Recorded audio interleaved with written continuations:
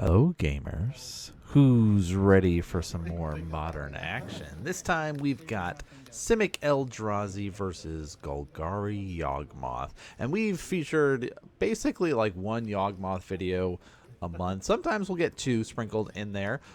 Basically since the new year. We've got our resident Yawgmoth player. She's always does a couple little fun of one-ofs in her deck, but for the most part she understands all the lines and the way to go about things, so it's going to be exciting to see how this match goes. Now, the Eldrazi list, we see this every so often, these fluctuations on lists of this is the Is It version, this is just the green version, this is the colorless version, this is Simic version.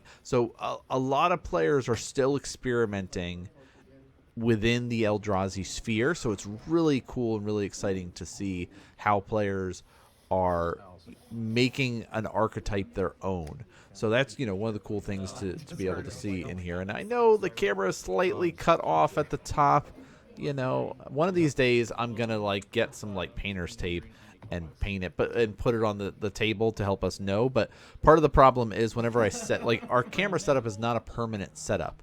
I go and I set up our camera rig every week for our LGS weekly tournament that we do. So it's some days I've lined up the camera just right, awesome, sweet, perfect. Some days it's too far to the right, too far to the left. So this time we got hit a little bit there, and as it's getting towards summer, you can see a little bit more light coming in from the upper right hand corner there, but that's okay.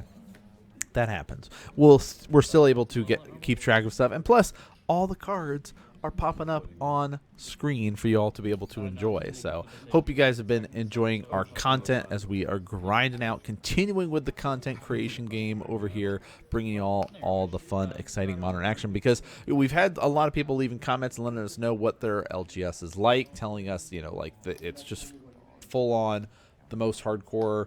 We're playing for keeps. Everyone's doing the competitive grind. Where our shop is that nice hybrid of both, where we've got here are some of those best decks, and we've got players that are going, well, I'm gonna play a popper deck this week. I'm gonna play this old school Bant landfall deck. I'm gonna play this experimentation version of Eldrazi, right? So it's very cool to see what players decide to go with.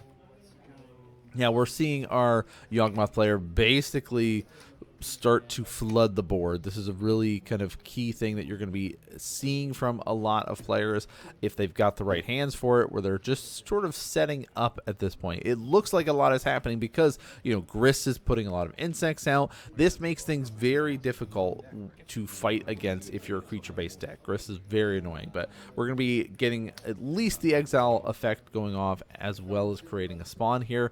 Very nice kind of start here, because we know the goal of the Yawgmoth deck is to be able to combo off. They need their undying creatures in order to do that. So getting rid of one right away, very important.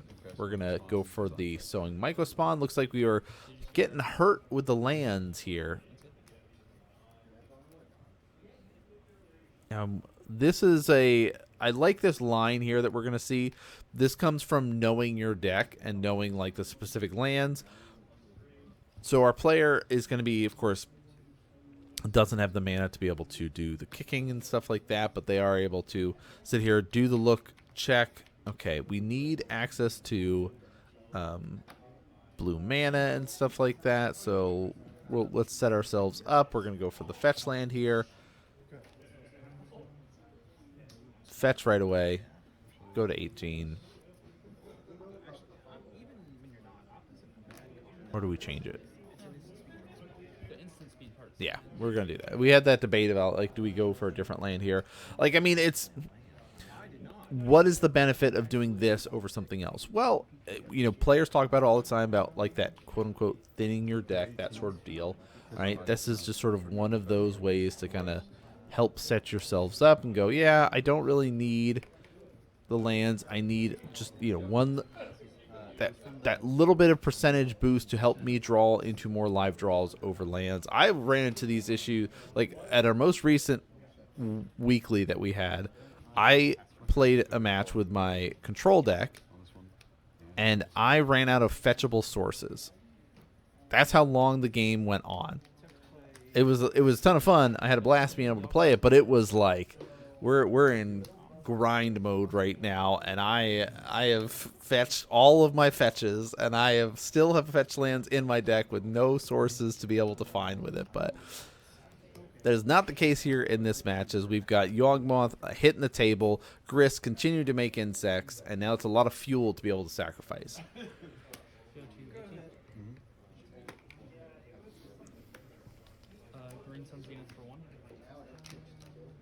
Green Suns for 1. So we're going to go for the Young Wolf again?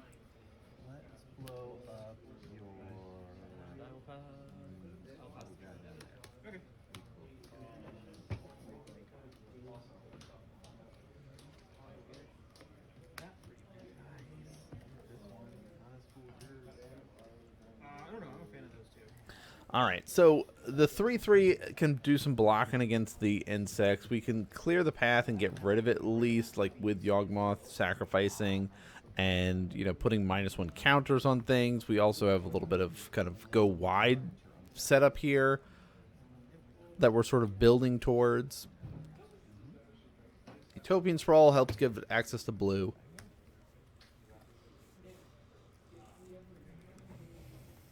It's a lot, like, once you start adding in blue to one of these big mana, like, you know, Mono Blue Tron, the Simic Eldrazi in this, you get so many more lines to have to think through, but it's nowhere near the amount of lines that a Yawgmoth deck has.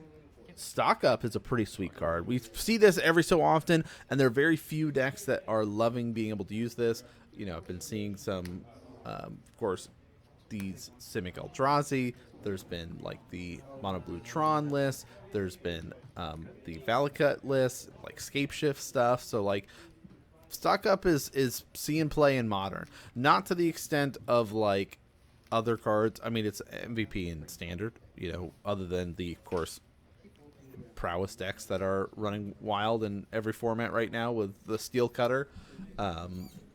I keep joking with the players at the shop. I was like, you know what? If I did pull the trigger and ended up getting Mox Opals, I'd be running the Jeskai list, and because I've got all the other pieces for it, but I don't want to spend the money on Mox Opals. Maybe one of these days I'll put it together and just borrow Mox Opals from some players, because I know there's some players at the shop that have them. But the deck's cool. We'll play it on stream one of these days and do some grinding with it. Or losing with it. It's part of the exciting thing of like picking up new decks and learning them is you're gonna make mistakes. You're expected. Even if it's a powerful deck, there's a learning curve to it and starting to learn the lines. Okay, I need to prioritize going down this pathway to get me closer and closer to victory. And there's something to be said when you're in a modern format that is. We're in a pretty diverse one for the most part. We all know that, you know, the Boros Energy is the #1 deck, right? You could argue, well, my LGS, it's not the #1 deck. And if you're looking at win percentages, the deck is just so good. Like, it is above the 20% mark, including paper and online.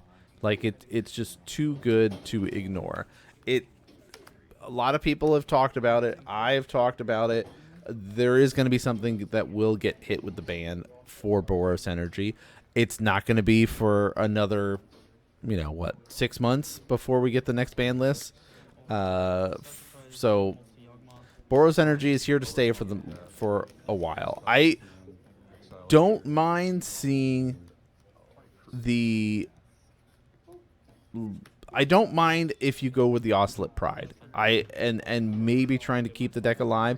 But at that point, are we just ignoring the actual problem card and saying that, the energy creation and deployment that is the Guide of Souls is not actually the real problem to the deck? I don't know. We've done this before, that little dance in Modern of like, okay, there's a deck that's too strong. Let's start banning the pieces around it instead of the actual problem. But I understand people's argument of, you ban this, the deck is dead. And people like the idea of having an aggressive deck be the best deck. And I get it. It's important to have aggro decks in a format. It helps the format stay healthy. But 20% of the meta seems a little high to me. I don't know. But let's get back to the match. Enough of our anti-energy talk that sometimes we get into here. We've got the Soul Cauldron coming out. We're going to start getting some draining effects going, at least with ourselves, so we could be able to flip this Liliana, the Defiant Necromancer. Nothing too crazy, though. The cool thing, like, again, we talked about the singleton, the one-ofs here. This is one of those things that our Golgari player has kind of prioritized, these little, like, okay, utility cards here. And this copy is a zombie, but hey, just kidding. Zombies are actually, they fell, and they're underneath the table. Thank you.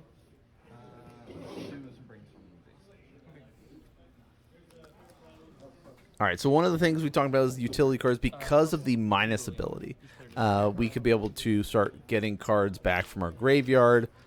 But in this case, we're going to do some upticky. Both players will discard a card.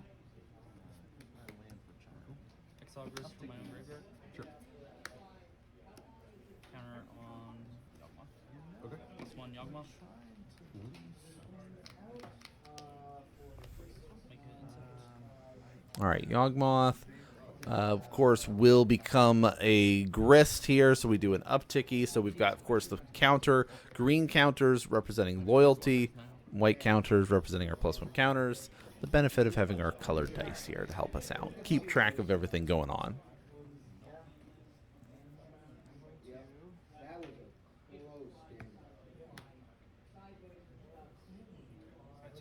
All right, our mana count's getting a little bit higher. What are we up to? 1, 2, 3, 4, 5, 6 mana if we're casting an Eldrazi spell.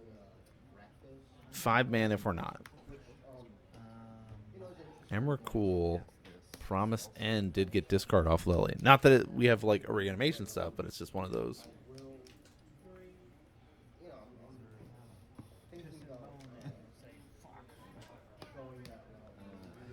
All right, in the tank. I mean, we talked about like lines that we got to be worried about. We've got options, but with a Yawgmoth out, with Liliana there, like with the Soul Cauldron, like things are looking tough for us right now.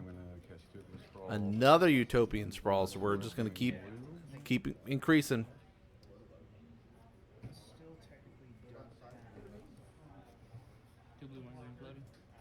2 mana. Oh, just kidding. 3. We had 1 more floating, so we're going to cast this Ugin's Binding. We're going to bounce the Grist. I don't know. I like... okay. This is... It doesn't matter what we bounce, because we're going to cast this Null Drifter for the evoke cost, but that's going to trigger Ugin's Binding. So Ugin's Binding, of course, we get to return a non-land permanent we don't control to that player's hand, but then, of course, whenever you are casting a colorless spell with mana value 7 or greater, exile Ugin's Binding from your graveyard, and then return each non-land permanent you don't control to its owner's hand. So I love Ugin's Binding.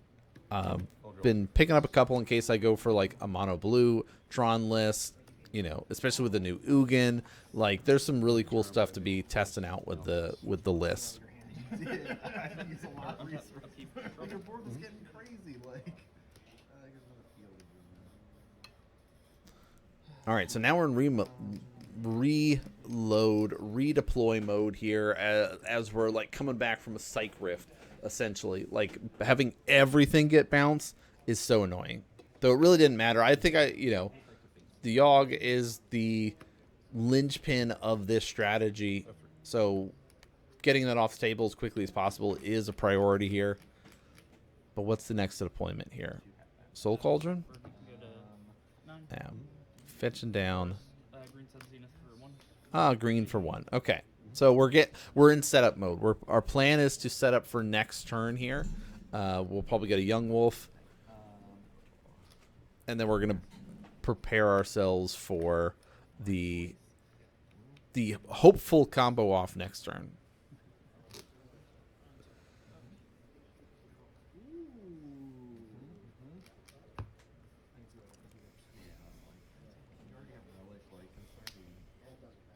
We still have the Soul Cauldron. Looks like we have a Cord. We know there's a Liliana. We know there's a Grist. Is that an Eldomri as well? Yeah, that's what it looks like. So, all right. Looking through the graveyard, just checking through. Oh, there is a Blood Artist in there. So we do have some lines we're setting up for. I mean, that's the cool thing about the Yawgmoth list and the complicated thing. Like, there's some decks that have, like, intense lines. And, like, so, like, there's certain decks that you go, like, all right, this is a very straightforward track that I need to follow. You know, get X, Y, and Z card out, and I'm good. Or try to assemble these cards and just turn them sideways, or do, you know, like, where the Yawgmoth is like a food web.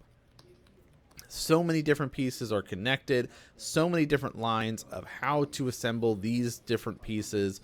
Like, it is one of the most complicated decks to get good at. Like, it's easy enough to sit here and go, oh, I need Yawgmoth, 2 Undying Creatures, and a Drain effect, and I win.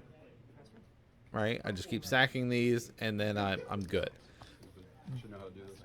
It becomes a lot more complicated when it's like, okay, this piece was removed, this piece was destroyed. How do I now get to that piece? And, like, it's such a complicated, you know, setup there to get to that point. But big dump of mana, and yeah, okay, Emrakul, the Promise End. So we are going to be able to take control of our opponent during their turn, and then we've got this flying trample pro instant behemoth coming at our opponents afterward. We'll see if that how our Yawgmoth player is going to be able to navigate this situation, especially where they're not going to be able to navigate their turn. Dumping their hand all over the battlefield here. Okay. Now it's a puzzle piece. We should, like, screenshot this. Yeah. We're gonna do some screenshotting. We're gonna post this up and see how many people can find a way to defeat their opponent. How do you get the Yawgmoth player to die this turn? So we've got Cord. We've got a Grist. All right, so they're talking through it a little bit. Hey, these things can kind of, you know. So if you're not as familiar with the deck because you have never piloted it, but you've only fought against it, it becomes infinitely more challenging to try to navigate from this position. How do you kill your opponent?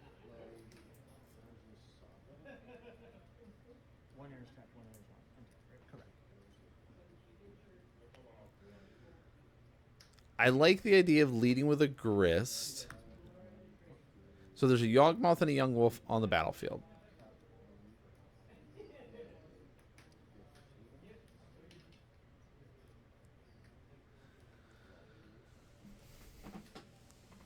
Three mana for a Grist. We still have 3 mana left. We uptick. Yeah, so let's go with the Grist. Oh, that would have been good, yeah. Make an insect. 1, 2, 3, 4. Cord for 1. Go get another Yawgmoth here.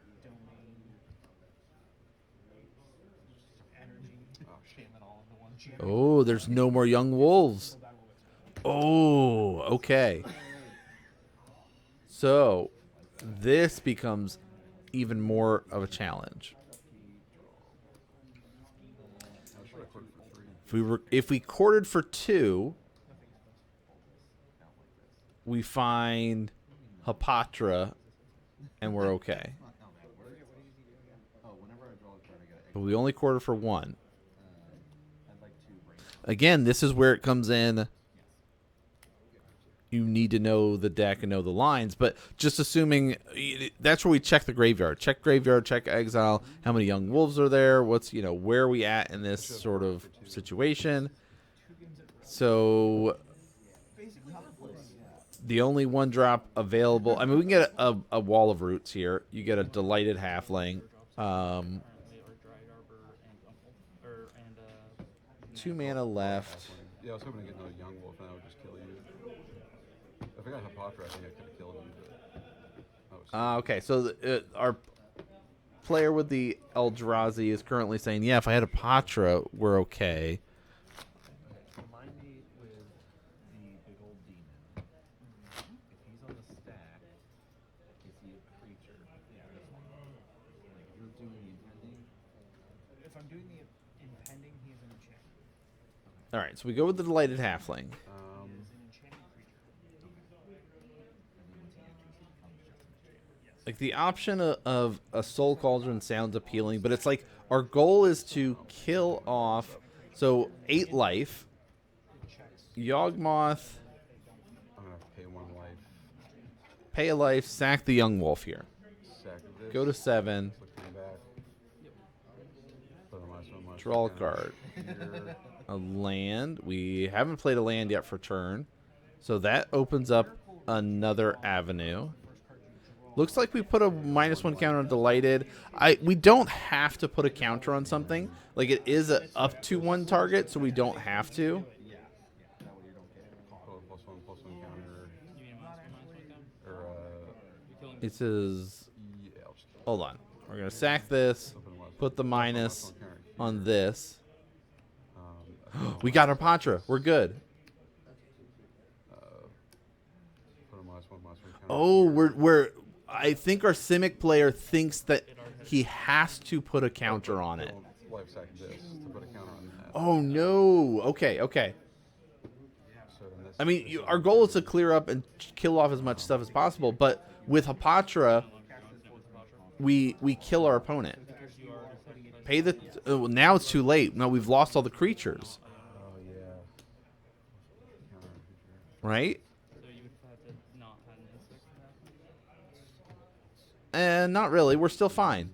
Young Wolf has no counters on it. Pay 2. Cast Hapatra. Sacrifice Young Wolf. I really fucked up. I'll proliferate. Right? Hapatra cares just when you put a -1 counter. Cauldron.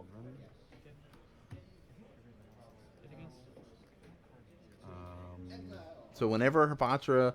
Or no, it's... Yeah, whenever you put a -1 counter on a creature, create a 1/1 green snake. So you would put a -1 counter on Hapatra. It's a 1/1. Trigger, make a snake. Sack the snake. Put a -1 counter on Young Wolf. And we're going to do that. Our goal is to kill off the Yawgmoth player. We're... You know, we lost that there. We lost the chance. And now Liliana's going to come out. Of course, we had Grist to clear off the Eldrazi. Blood Artist. Emrakul's gone.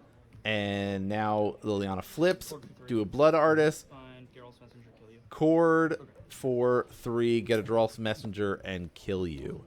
Wow. Oh, that's so tough. That's like victory just kind of slipping through your fingers there. Of being like, I've played against this deck, but there's lines in it that I just don't understand.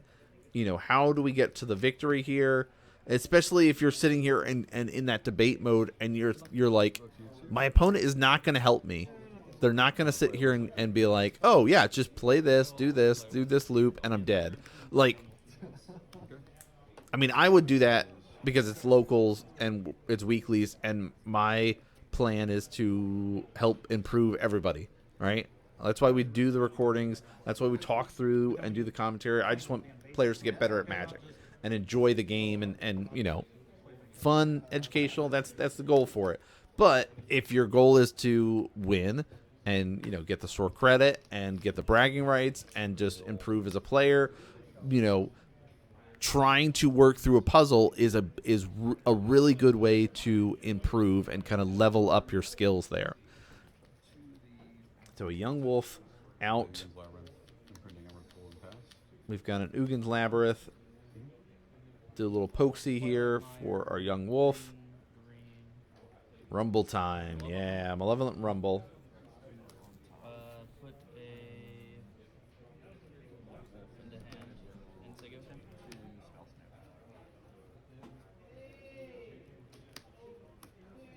All right, get a spawn. We have a decent hand here. 2 Yogs, Court of Calling, a Agatha Soul Cauldron. Ooh, a Temple Pass. So 5 mana available to us. Play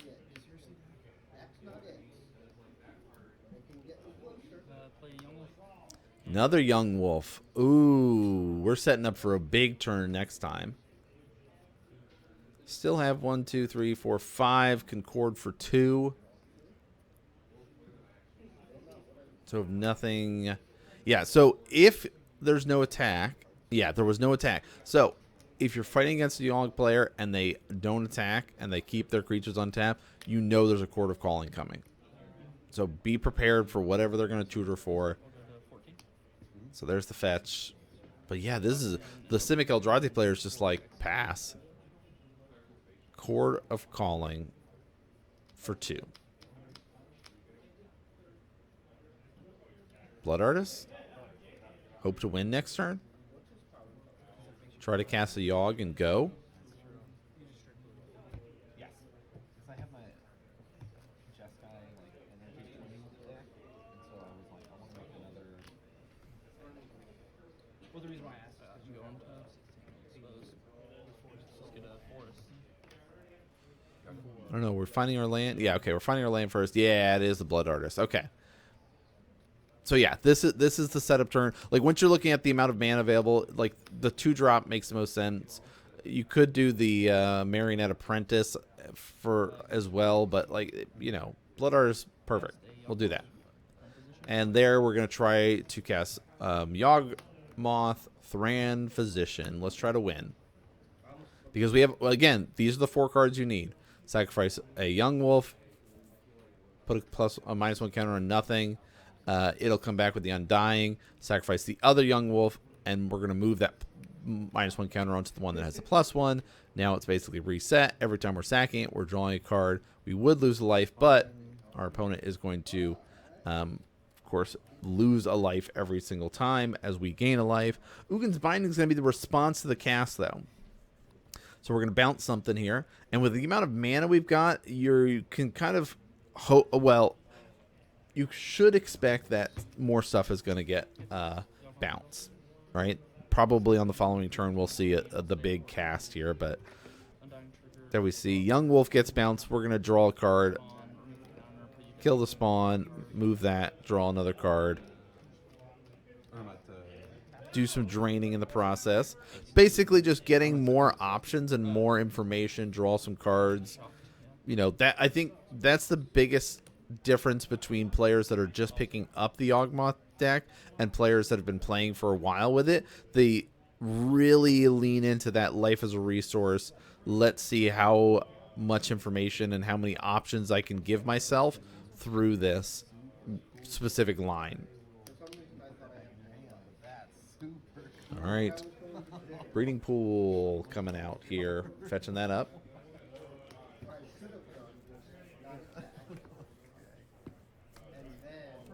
Thanks for everyone that's still hanging out with us through this match. Of course, we do have a lot of other great games coming up. We do have this Saturday another like part 2 of our stream VOD. If you're caring about the Commander stuff, next week we kick into our MTGO leagues, and we'll start posting up some MTGO leagues on Saturdays for y'all to be able to enjoy. Either a mix of full long ones or kind of the speed ones, but we do get to see the Null Drifter coming out here in this, which does trigger Uggin's Binding, bouncing everything back. And now we're left with a little bit of an Annihilator here to help clear the path. So how does our Yawgmoth player rebuild here? That's the dangerous thing. Yawgmoth. Young Wolf, pass. Yeah. All right, the flying's going to be nice. I mean, Young Wolf just dies here, and we get the +1 counter. We don't have to worry about anything else. The Annihilator 1 is sweet when you are the one piloting it. Annihilator on the receiving end is scary.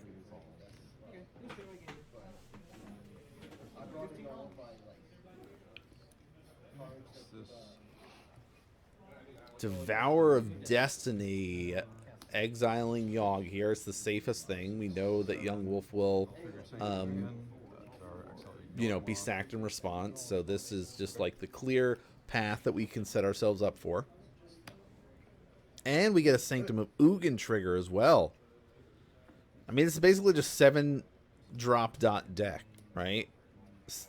We've probably got Sire in here. We've got Devourer. We've got Null Drifter. We've got the Ugin's Binding. So yeah, it really is just 7 drop dot deck. Now you don't necessarily have to only get a 7 drop off this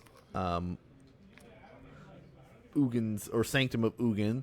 You can get any of your colorless creature cards. Of course, goes to your hand, and looks like we're gonna go for another Devourer. So we do go for a 7 drop. Okay, but yeah. Ooh, maybe we're debating. No, we'll stick with it.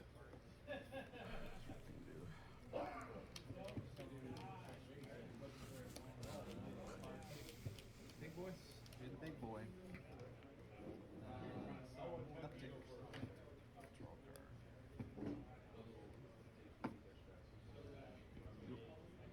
Move to combat. All right, Annihilator. Young Wolf comes back. 4 flying damage going across. And we're setting ourselves up pretty good for next turn with big Eldrazi. But Yawgmoth player's got a lot of cards in hand. Let's see how they navigate this.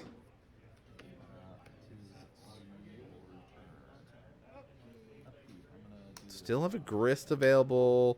We've got a Malevolent Rumble as well. Yeah, okay, we're just going to go for the Grist. Kill the Flyer. Like, we could block the Devourer here. Yeah, there we go. Malevolent Rumble. Debating on how we're going to tap it out.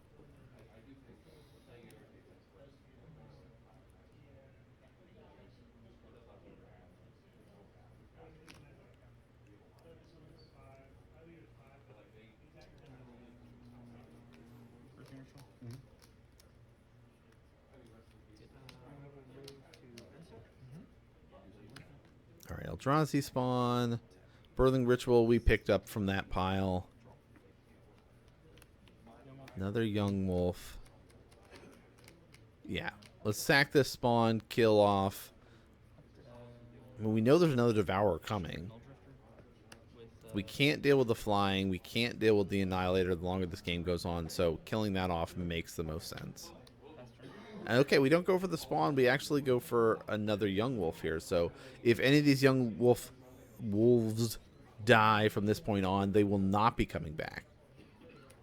Now, there is the Yawg in hand, though, and the Blood Artist. So our goal is to throw the spawn in the way and hope that we can get there next turn and just go and combo off again.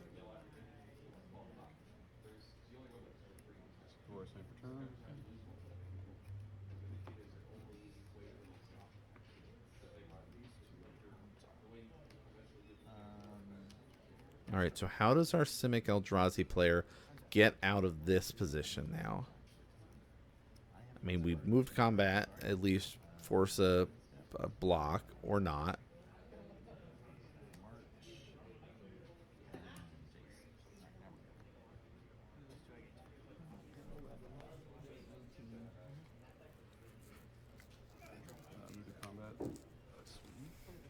Yeah, there we go. Okay. There's the beats. Easy blocks, no problem. Lots of mana, though. All right, how much mana do we got here? We've got 1, 3, 4, 5, 6, 7, 8 if we're casting an Eldrazi spell. If not, it's just 7. Just 7. Exactly what we need. No cast on the Devourer here, which is interesting. Blood Artist is going to come out. Still no response. Yawgmoth? I was like, well, you know there's got to be something if there was no cast of Devourer to exile a Yawgmoth last time. So Yawgmoth's going to try to come down here after the Blood Artist was clear. Stack. I mean, we know that, like, this is lethal. Uptick, Grist, make an insect. I'm gonna find Ooh, Ugin's binding in response. What the? 5. Kickman X is 3. Uh-oh. Artist. Kozilek's command. Let's exile Blood Artist. No more coming back from the graveyard off of Liliana. So we're not doing that again. And all of this is in response to Yawgmoth being cast. Null touch.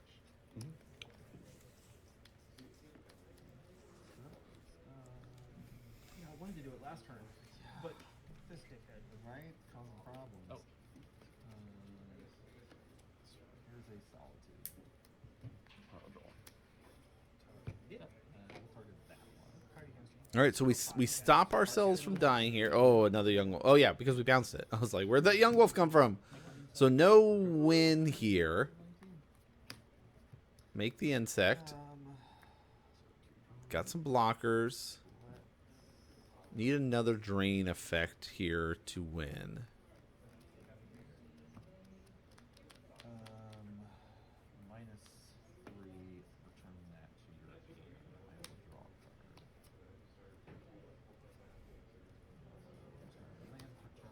card. All right. We've successfully navigated our way here. Where do we follow it up? I mean, there's still a lot of scariness planned for our Yawgmoth player. So, oh, now we can get away with our Devourer of Destiny here. Get rid of Yawgmoth at this point. I'll put this on the stack first, and then I'll put this on the stack. Okay, there's an Ugin's binding in the graveyard. Put that on the stack, but we want the Devourer of Destiny trigger to go off first.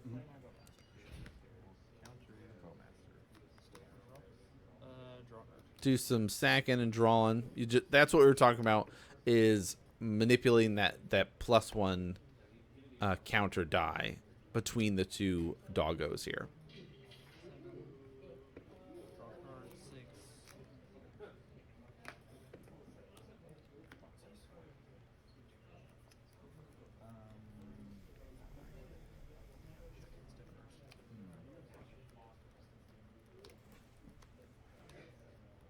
Okay, we've got a cord. 1, 2, 3, 4. Cord for 1? What does that get us? Nothing. I cannot currently. I mean, I can cast this and this. Oh, we got 2 Soul Cauldrons in hand. I mean, the exiling it is the problem, right? Because if it was just in the graveyard, we do Soul Cauldron and then everybody's turns into Yawg. Then we're fine. But trigger goes, and now we bounce all the doggos to the hand, as well as Grist. But nope, that's going to scoop it up. We said we've seen enough. We're running out of time. It's been a long, grindy one. We're going to go into our setup for game number 3 here. Gravecrawler coming out. Now you might be looking at that and goes, why is there a Gravecrawler? Well, we've seen this a couple of times. Our Yawgmoth player does have a couple of little tools in the list, specifically the Goblin or the Warren Soul Trader and the Gravecrawler here. Now we are in turns.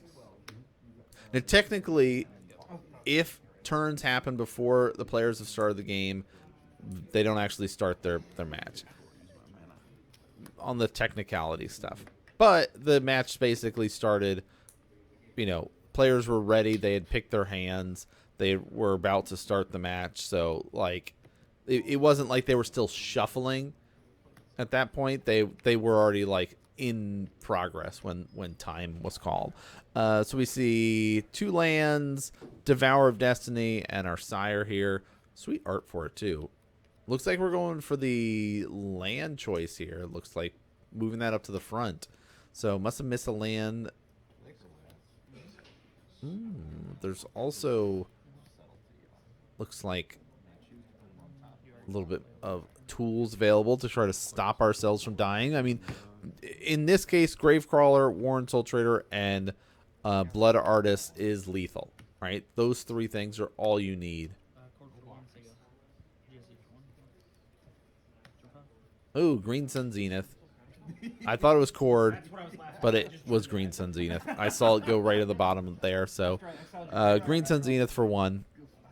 We'll do some fetching. All 3 of them, yeah. It's like I haven't gotten any until now. So you're not running any creatures at all? These. Just those, yeah. I run 2 main board and 2 sideboard. So it's just, who needs creatures? Wait, did I mess up the life total? Did we jump to 13 life? I just noticed that and was like, in the editing, I don't think they're at 13. I mean, they fetch. I didn't realize how low. What happened? What? When did I do that? I don't even know. What happened, guys? Stock up's going to get used. Again, we talked about it, but you can see that dice sitting at 5. So it basically, we're just kind of going through the motions here. Players are already kind of in that wrap it up mode. You see looking through that sideboard again of things. Oh, looks like there was another Gravecrawler there that we took. Yeah, look at it. He's already putting it into his pile and goes, yeah, we're wrapping it up. You're doing your stock up stuff here. That's fine. You can go ahead after that. No, yeah, we just finished up. Yeah, players are like, yep, we just finished up. It's all done. Appreciate it. Yeah, no problem. Yeah. Okay, a little bit of hate. I like the oh my gosh, I had a match where our Yawgmoth player blew me out with that. They got the Fulminator Mage there and use Agatha's Soul Cauldron, turn all their other creatures into it, and just were like, yeah, you don't get lands now. Hope you're okay with that. Ugh. Again, crazy lines like that. But I hope you guys enjoyed that little bit of the Simic Infect as well as Yawgmoth stuff. But that's going to do it for us here today. Thanks so much for tuning in and watching, everybody, and we'll see you all next game.